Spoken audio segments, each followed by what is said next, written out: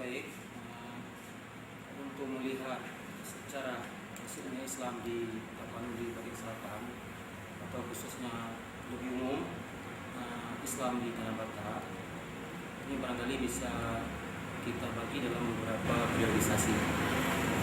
Periodisasi pertama itu Islam masuk ke Tanah Batak itu pada periode sebelum datangnya Belanda. Kemudian periode kedua kita bisa melihat bahwa periodisasi ketika kolonialisme yang masuk ke Tanah Batak. Untuk melihat Islam masuk ke Tanah Batak itu bisa kita lihat dari dua sisi.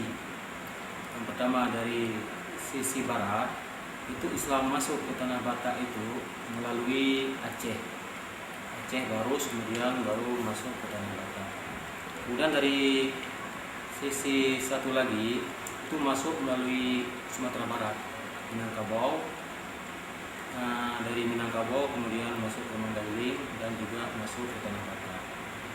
Jadi ini dua sisi masuk Islam ke Tanah Batak ini itu bisa kita lihat dalam periode yang berbeda. Islam masuk melalui Aceh itu diperkirakan terjadi pada awal Islam di Indonesia. Nah, ini pun ada beberapa pendapat yang menyatakan bahwa pendapat pertama menyatakan bahwa Islam masuk ke Tanah Batak itu tepatnya di Barus itu sudah terjadi pada abad pertama Hijriah. Itu dibuktikan dengan temuan artefak batu nisan Al-Qudin yang berangkat tahun 48 Hijriah atau 760 Masehi. 760 Masehi. Jadi 760 Masehi ini itu kira-kira ya masa Bani Umayyah. Pada masa Bani Umayyah. Ini yang dikembangkan oleh sejarawan Islam. Ya, jadi masuk ke sana sudah pada abad pertama Hijriah. Kemudian bukti fisik lainnya yang bisa kita lihat ada situs purbakala di sana di Barus, yaitu Lobutua. Ya, situs Lobutua ini berdasarkan penelitian yang dilakukan oleh orang Indonesia bersama dengan Perancis, itu ditemukan berbagai macam artefak, ribuan artefak di situs Lobutua ini, yang kesimpulannya menyatakan bahwa pemukiman atau koloni Lobutua ini itu hidup sekitar abad 9 sampai abad ke-11 Masehi. Abad ke-9 sampai ke abad ke-11 Masehi. Ya, benda-benda yang ditemukan di Lobutua ini itu sebagian besar berasal dari Persia dan juga dari India. Oleh karena itu sejarawan menyimpulkan bahwa koloni yang ada di Lobutua itu yang diperkirakan pada abad 9 sampai abad ke-11 Masehi itu berasal, orang-orangnya berasal dari Persia dan juga nanti ada sebagian dari India karena barang-barang juga berasal dari India. Jadi berdasarkan bukti artefak ini itu dapat dinyatakan bahwa Islam sudah datang ke Tanah Batak atau tepatnya di Barus itu berdasarkan bukti pertama itu pada abad pertama Hijriah, kemudian diperkuat lagi dengan Lobutua yang ada pada abad ke-9 sampai ke abad ke-11 Masehi.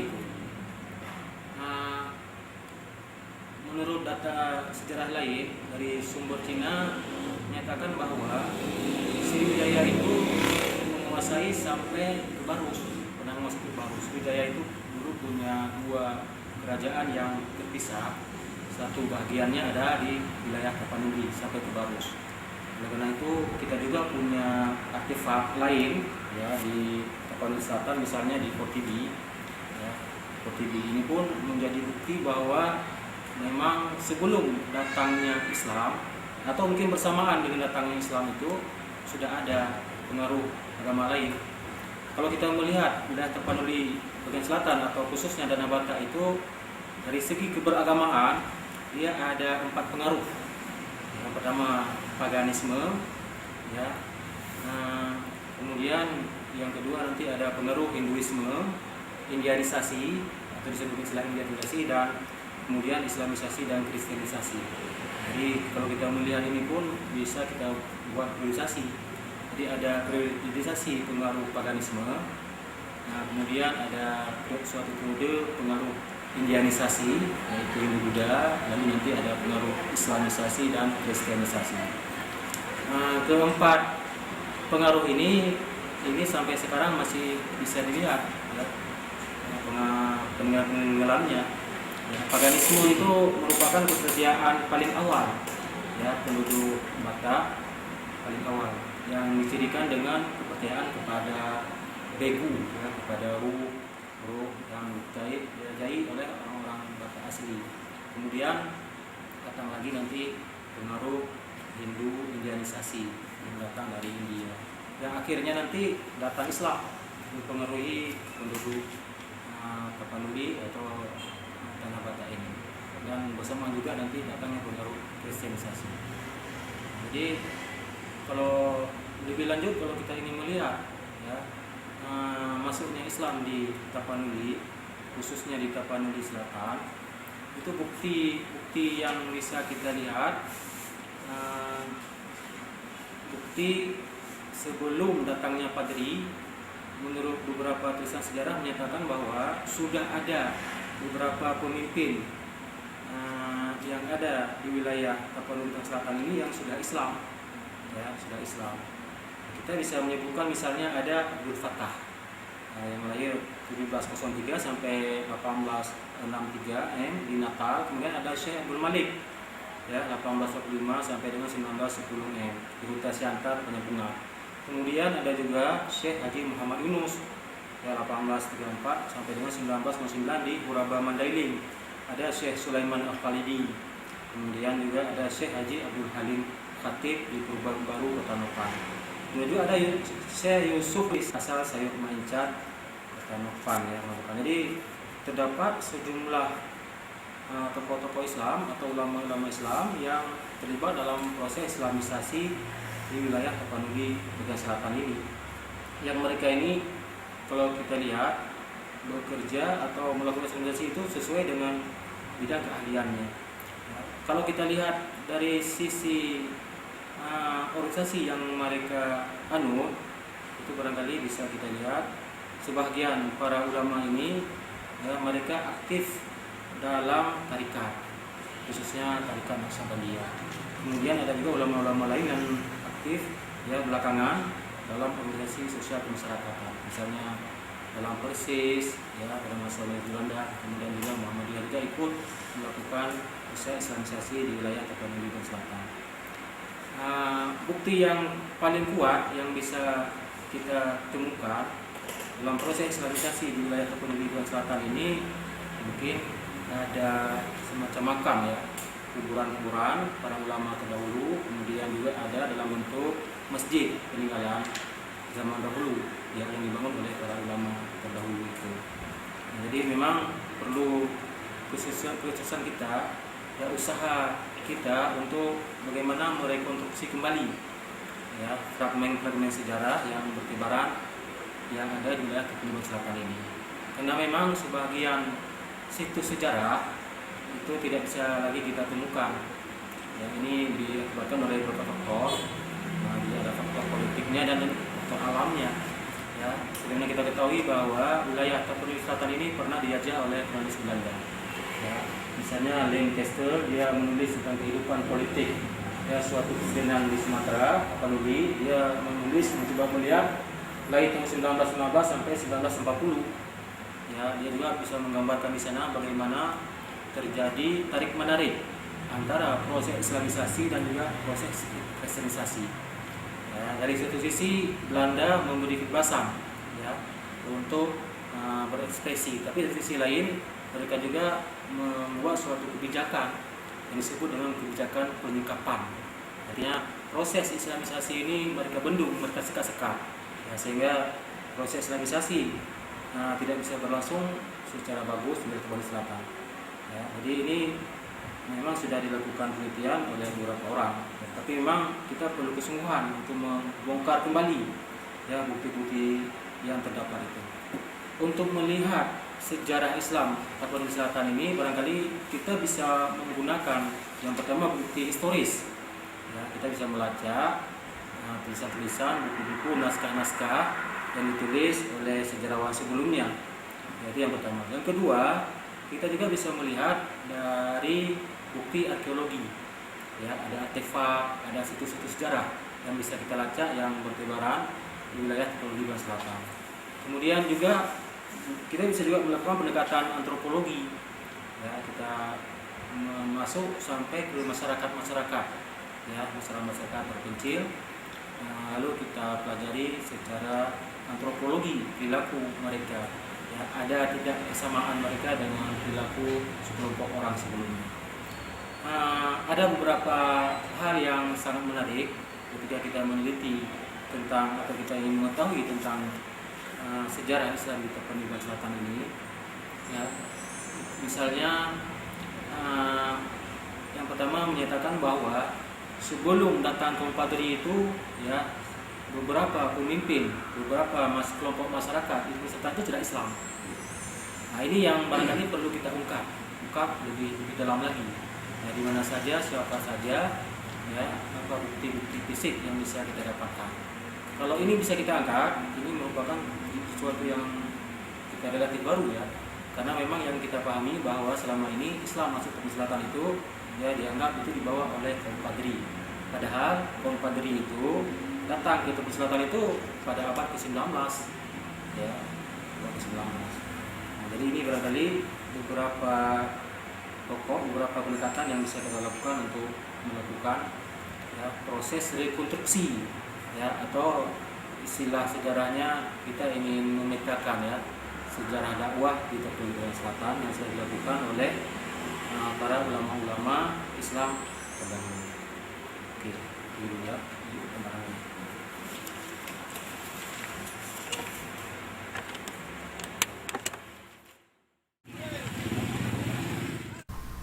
Dalam memulai penelitian ini, ada beberapa pertanyaan yang muncul untuk memperkuat alasan kita dalam mengangkat kembali informasi tentang sejarah dakwah di wilayah Tapanuli bagian selatan. Apakah generasi muda menguasai informasi sejarah dan tokoh-tokoh ulama di wilayah Tapanuli bagian selatan?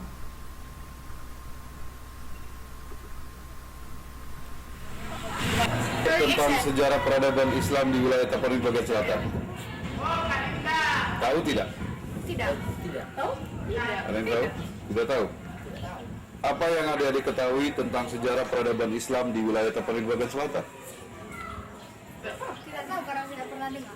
Tidak pernah dengar? Atau belum pernah menemukan? Belum pernah. Baca? Sama sekali. Baca? Belum. Internet? Belum. Belum.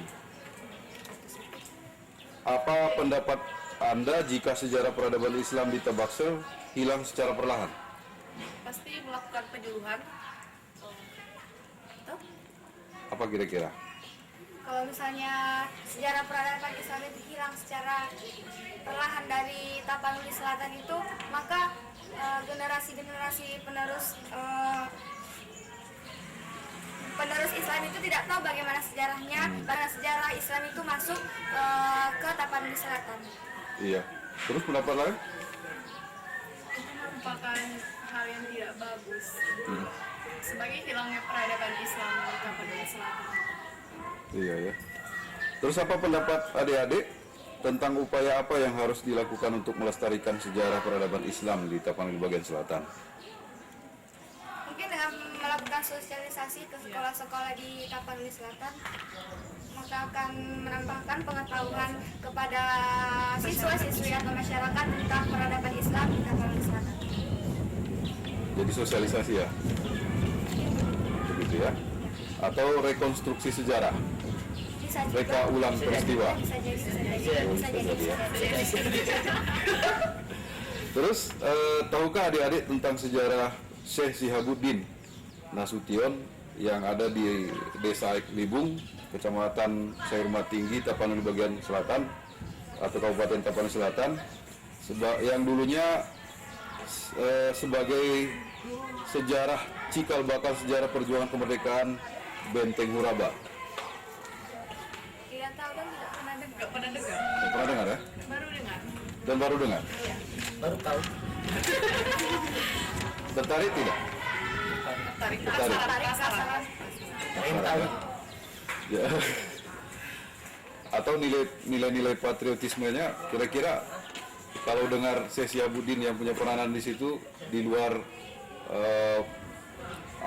perjuangan para anggota TNI dan Polri pada saat itu, kira-kira apa pendapat Anda? Opini Anda tentang itu apa? Kalau Anda tahu bahwa yang punya peranan penting di situ adalah Syekh Syihabuddin. Karena tidak pernah mendengar sejarahnya Syekh Syihabuddin itu, ini nggak tahu. Bingung tindakan apa yang dilakukan. Bingung ya? Iya. Oke. Terus pertanyaan yang terakhir, tahukah adik-adik tentang sejarah Masjid Syekh Zainal Abidin di Desa Pudung Jae, Kota Padang Sidimpuan, yang dulunya terbuat dari tanah? Urjai itu Tidak. Lokasinya sini. Lokasinya saya tidak tahu. Urjai itu tahu ya? Iya, di Oh, Jalan tahu. Baru. Tahu. Tahu. Itu masjid pertama yang dibangun di Kota Padang Sidimpuan. Pengetahuannya bahwa itu masjid pertama yang dibangun di Kota Padang Sidimpuan. Oke, terus apa lagi yang Anda Katanya tahu? pakai sumut-sumut ada di situ. Iya. Yang membangunnya dari tanah, makanya terjadi masjid itu. Iya. Terus apa lagi? Ada lagi?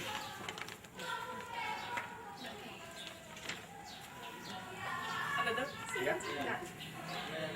Ini adik-adik kelas berapa? Kelas 12. Kelas 12 atau sekarang berada di kelas 3 ya? Ya. Oke. SMA? SMA Negeri 4 Padang Sidimpuan. Oke. Terima kasih atas partisipasinya. Sama-sama. Assalamualaikum warahmatullahi wabarakatuh. Waalaikumsalam warahmatullahi wabarakatuh. Fokus penelusuran informasi dalam penelitian ini terfokus kepada dua tokoh ulama di Tapanuli Selatan, yakni Syekh Zainal Abidin Harahap dan Syekh Syihabuddin Nasution. Kedua nama tokoh ini memiliki keunikan sejarah masing-masing.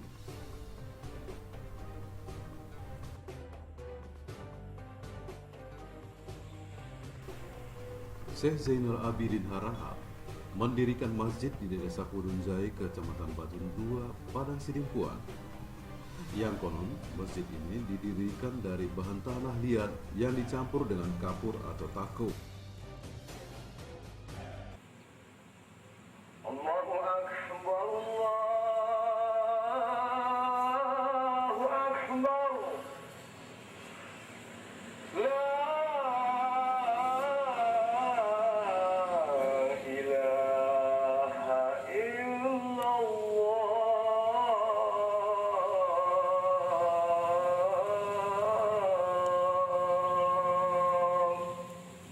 La ilaha illallah Muhammadur Rasulullah sallallahu alaihi wasallam. Allahumma rabbal da'watit tammah was-salatul qa'imah ati sayyidina Muhammadan al-masjid wal-fadila wa sallallahu ya darajah wa wasul mahqam al-mahmud al-ladina wa'adta innaka ra'atu bil mi'ad ya arhamar. Dalam proses pembuatannya, tanah liat ini diambil dari Sungai Sibaruas yang terletak tidak jauh dari masjid yang dibangun. Untuk sampai ke lokasi masjid, bahan-bahan tersebut diusung secara berantai oleh pasien dan murid-murid Syekh Zainal Abidin.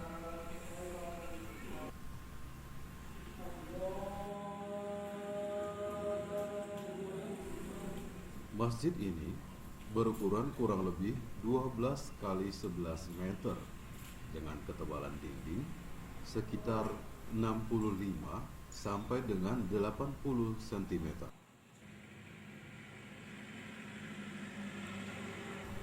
Terdapat jendela besar sebanyak 4 buah dan yang lebih kecil sebanyak 4 buah.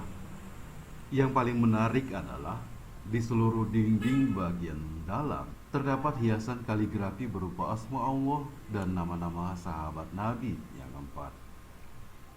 Namun sangat disayangkan, pada perenovasian masjid yang kedua kali pada tahun 2008 tanpa seizin ahli waris, pemborong mengecat seluruh dinding bagian dalam sehingga menghilangkan keaslian ornamen masjid tersebut. Namun Perlahan-lahan kaligrafi itu seakan-akan muncul kembali, walau tidak begitu jelas.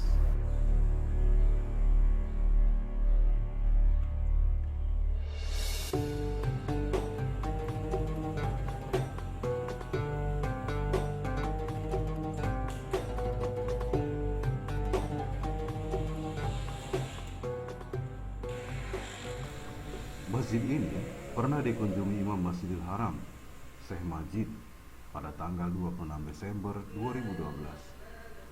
Beliau datang karena ingin mengetahui lokasi masjid yang dibangun Syekh Zainal Abidin yang tercatat di Jabal Qubis.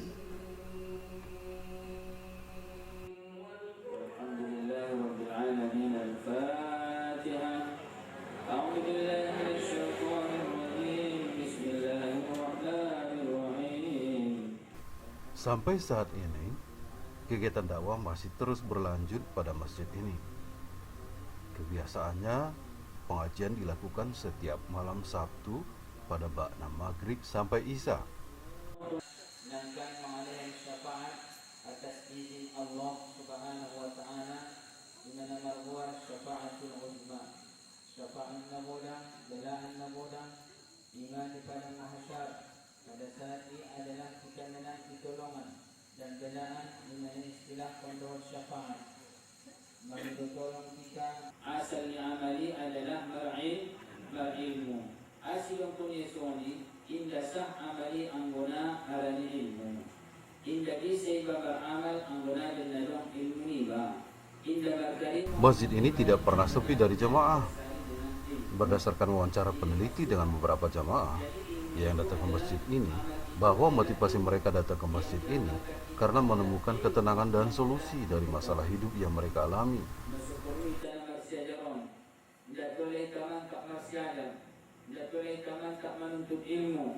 Di sisi alat man tak masyarakat bahwa menuntut ilmu, maka dia akan digolongkan kepada orang yang fasikin. Ala-kalang fasik, ala-kalang fasikonina alladhi kharaju min ta'at asal amali.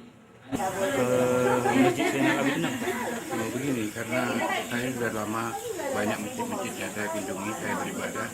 Kalau di masjid ini saya mendapat ketenangan arti kata ya, kita beribadah itu bisa khusyuk, bisa tenang, pikiran kita tenang, sehingga saya nggak bisa melupakan masjid ini. Ya, terus menerus, apalagi malam Jumat kami tetap beribadah.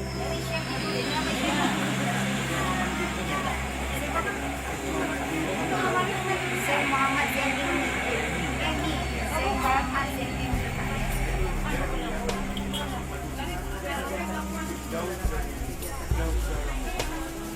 Jadi dari Syekh Muhammad Iman. Dapat beberapa informasi.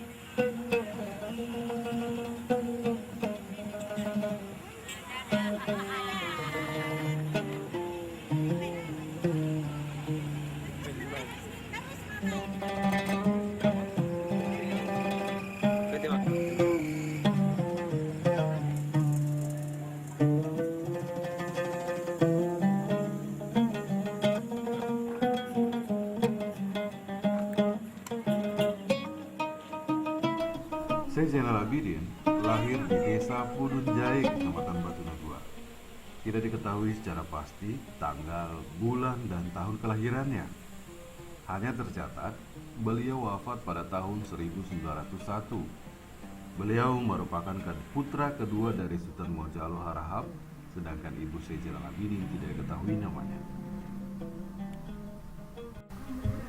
Ayah Syekh Zainal Abidin, Sultan Mojallo Harahap, merupakan putra dari Baginda Maluddin Harahap yang merupakan Raja Pudun Julu Batuna 2 Lombang di Perdaulat Huria Batuna 2. Sultan Mojallo memiliki 3 orang putra, yaitu Haji Umar, Syekh Zainal Abidin, dan Haji Badurani. Dari ketiga bersaudara ini, hanya keturunan Haji Umar yang masih diketahui silsilahnya. Dikarenakan Syekh Zainal Abidin tidak memiliki keturunan, sedangkan Haji Badurani tidak diketahui kabar beritanya merantau dan tidak ada kabar berita.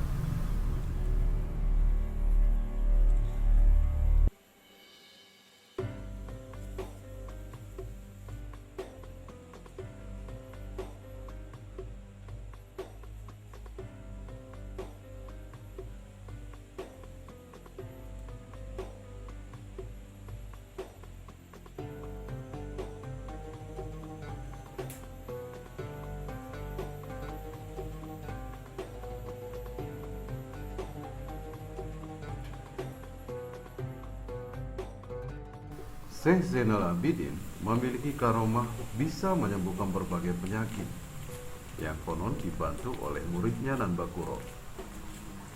Hal ini mendorong masyarakat untuk berkunjung ke Masjid Syekh Zainal Abidin untuk berobat. Akan tetapi mereka juga ingin belajar dan beramal ibadah mendekatkan diri kepada Allah Subhanahu wa Ta'ala.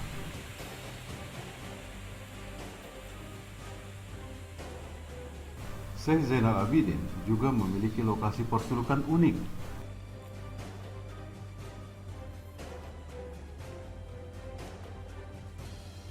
Yang tepatnya di atas batu pinggiran Sungai Baruas, yang jaraknya kira-kira 1 km dari Masjid Zainal Abidin Pudun.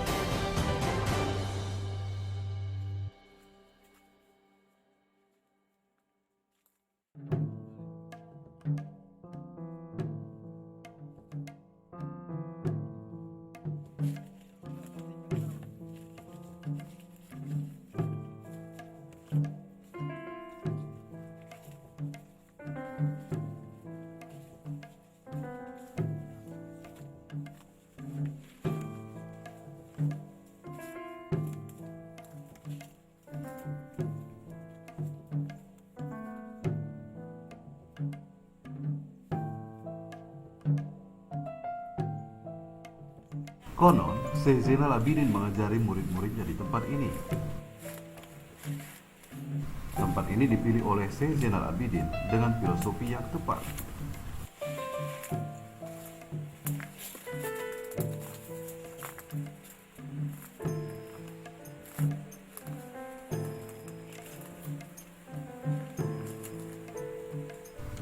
Seperti kelihatannya, tempat ini adalah setumpuk batu besar yang permukaannya diukir seperti bentuk permukaan sajadah, yang di pinggirnya tersedia tempat khusus untuk berwudu. Namun sangat disayangkan, tempat ini sangat tidak terawat. Perhatian dari pemerintah dan masyarakat setempat sangat dibutuhkan dalam hal perawatan tempat ini.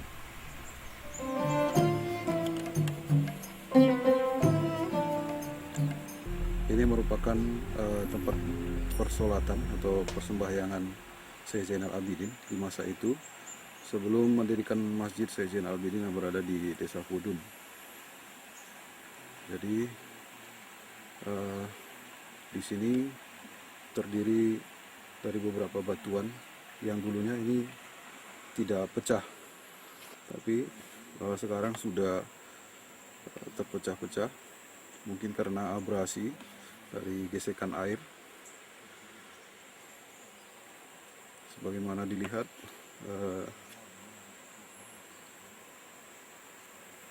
ada 3 tempat persujudan.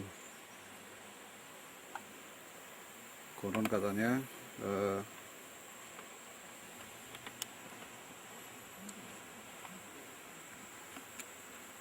di sini ada bekas telapak tangan. Ya, tempat persujudan ini ada bekas telapak tangan ketika dia sujud.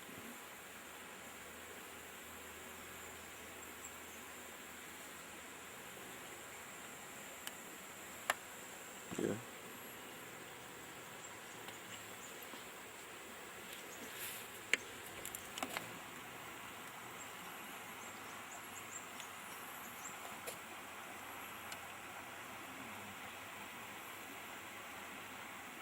Dan ini kalau dilihat dari susunan tempat persujudan ini, tidak bedanya dengan antara makmum dan imam, dan ini adalah posisi imam.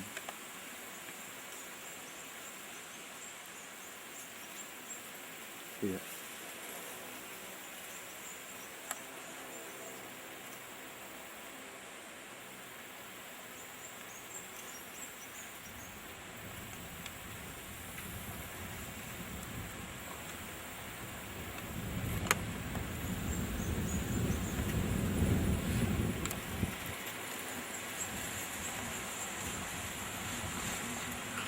Bagaimana kita lihat di antara air dengan batu itu semacam ada tempat bersuci.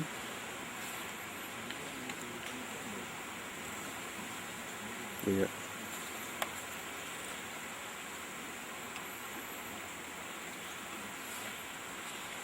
Di bagian utara juga demikian.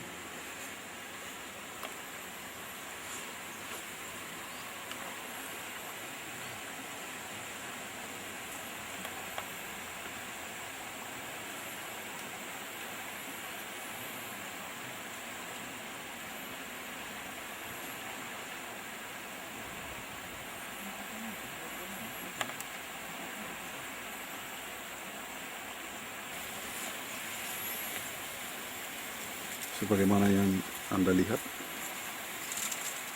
ini adalah bekas telapak kaki, menunjukkan posisi sebelum dia melakukan atau melaksanakan sholat. Persis seperti yang kita lihat.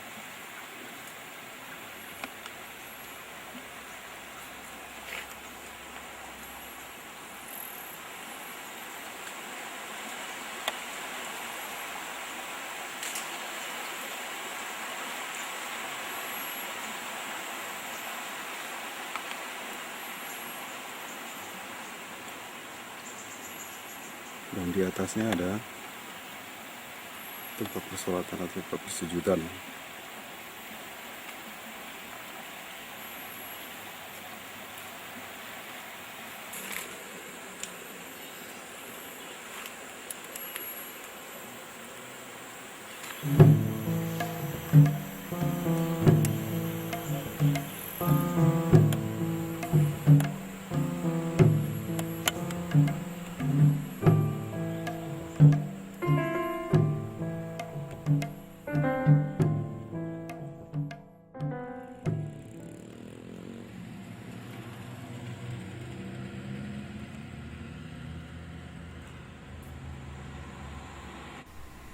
Tokoh berikutnya adalah Syekh Syihabuddin Nasution, seorang rijalut dakwah di wilayah Tapanuli bagian selatan yang memiliki peran dan pengaruh cukup besar dalam perkembangan dakwah Islam di wilayah Tapanuli bagian selatan, khususnya melalui tarekat Naqsabandiyah.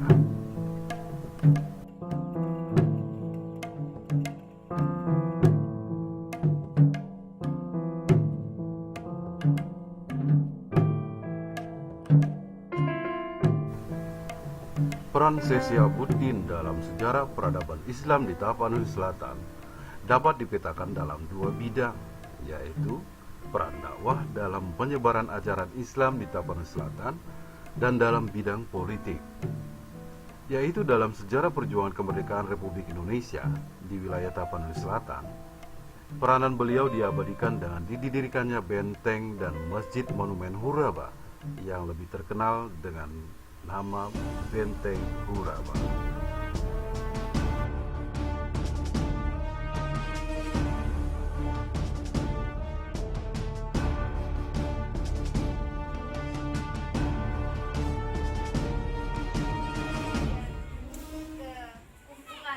Sumatera Barat, bahkan beliau juga menimba ilmu tarekat Naqsabandi langsung dari Jabal Qubais. Subhanallah, apa yang beliau lakukan dalam penyebaran Islam ternyata itu membawa hasil sampai sekarang bisa kita lihat. Jadi tarekat Naqsabandi ini di wilayah Kabupaten Tapanuli Selatan, berdasarkan kajian-kajian yang kami teliti, bahwa yang pergerakan pertama sekali itu adalah Syekh Syihabuddin dari desa Aitu. Sehingga desa Aitu Ibung ini dikenal masyarakat luas karena dakwahnya Syekh Syihabuddin melalui corak pendekatan tasawuf. Kemudian dilanjutkan oleh anaknya Syekh Sulaiman, kemudian dilanjutkan oleh anaknya Syekh Hussein. Jadi ini bahagian kecil dari sejarah Syekh Syihabuddin yang sangat luar biasa, yang luput dari perhatian kita, yang pada saat ini menetap sangat dekat dengan tempat sejarah tersebut. Satu lagi mungkin yang dalam skop nasional berkaitan dengan politik nasional Indonesia, Syekh Syihabuddin punya satu catatan sejarah yang sangat luar biasa dalam melawan tentara penjajahan Belanda. Nah, ini Ananda tadi kita lewat Benteng Huraba, kita lewat masjid. Ternyata karomah Syekh Syihabuddin dalam melawan penjajahan Belanda itu memiliki catatan sejarah yang sangat luar biasa yang diabadikan, bahwa dengan goresan tongkatnya Belanda akhirnya gagal masuk ke daerah Mandailing. Jadi ini berikan sejarah sedikit yang bisa saya sampaikan pada waktu yang sangat singkat. Kemudian dari ahli waris kami juga sudah mencoba menyusun sedikit tentang biografi Syekh Syihabuddin, dan ini belum final. Kami berharap nanti ada catatan-catatan dari ahli waris untuk penyempurnaan data yang kami tulis. Kami berharap apa yang kita lakukan pada hari ini bermanfaat untuk generasi Islam pada masa akan datang. Salah satu yang membuat sejarah Islam itu menjadi kabur karena tidak adanya data-data tertulis, yang akhirnya sebahagian orang memanfaatkan itu untuk memutarbalikkan fakta, memutarbalikkan fakta. Kita melihat daerah Papua identik dengan Kristen, tapi ternyata Islam 2 abad lebih dahulu lahir dan berkembang di Papua. Sama dengan di Garut. Penelusuran peranan Syekh Syihabuddin dalam penyebaran Islam untuk pemetaan sejarah peradaban Islam di wilayah Tapanuli bagian selatan didasarkan kepada buku yang ditulis langsung oleh Syekh Syihabuddin sendiri, yakni buku sejarah yang ditulis beliau dalam bahasa Arab Melayu. Untuk keluasan pembahasan beberapa buku karangan beliau dan beberapa buku sejarah ulama dan sejarah Kota Padang Sidimpuan juga dijadikan sebagai bahan referensi. Sedangkan untuk kelengkapan data, tim peneliti juga melakukan observasi dan wawancara secara mendalam dengan para ahli warisnya, terutama dengan Khalifah Mulkan bin Syekh Hussein bin Syekh Syihabuddin, generasi ketiga yang merupakan cucu Syekh Syihabuddin.